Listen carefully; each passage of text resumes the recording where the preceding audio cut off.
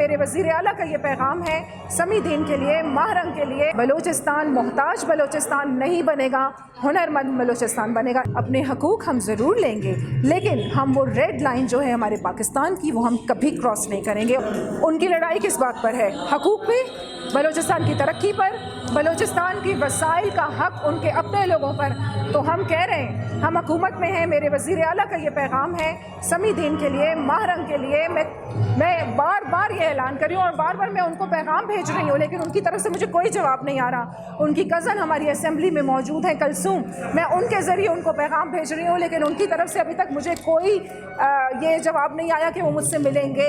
لیکن میرا پھر بھی محبت بھرا پیغام ان کو جاتا رہے گا، کیونکہ میرے اللہ اور میرے رسول کا یہ فرمان ہے کہ اگر آپ سے کوئی بدتمیزی بھی کرے تب بھی آپ اس سے محبت سے پیش آئیں۔ اور آخر کب تک میں بار بار محبت کا پیغام دوں گی، انشاءاللہ وہ میرے ساتھ آئیں گی اور ہم مل کے بلوچستان کے حقوق کی جنگ لڑیں گے اور بلوچستان کو ترقی کی راہ پر گامزن کریں گے۔ یہاں پر آنے کا مقصد اور سریاب کے علاقے میں جس طرح ہم یہاں پر کھڑے ہیں اور آپ نے دیکھا کتنی بڑی تعداد میں یہاں پر خواتین، مرد، بچے، بوڑھے سب موجود ہیں، اور یہاں پر آنے کا مقصد یہ ہے کہ ہم پوری دنیا کو یہ پیغام دیں کہ سریاب اور ہم جو بلوچ ہیں وہ پرامن لوگ ہیں، ہم ترقی چاہتے ہیں، ہم خوشحالی چاہتے ہیں، ہم امن چاہتے ہیں۔ ایک ایونٹ نہیں ہے یہ، آپ سمجھیں کہ یہ آغاز ہوا ہے ہماری ایکٹیویٹیز کا۔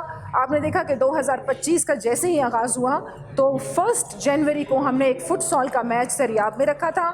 اب ہماری ایکٹیویٹیز کا آغاز ہو گیا۔ آج دیکھ لیں آپ کیا تاریخ ہے، ہماری کئی ایکٹیویٹیز ہو چکی ہیں۔ انشاءاللہ نہ صرف ہمارے کھیلوں کے میدان آباد ہوں گے، ہمارے ایجوکیشن سے ریلیٹڈ بہت سے پروگرامز آ رہے ہیں۔ ہم اپنے لوگوں کو ان کے قدموں پہ کھڑا کریں گے۔ بلوچستان محتاج بلوچستان نہیں بنے گا، ہنرمند بلوچستان بنے گا انشاءاللہ۔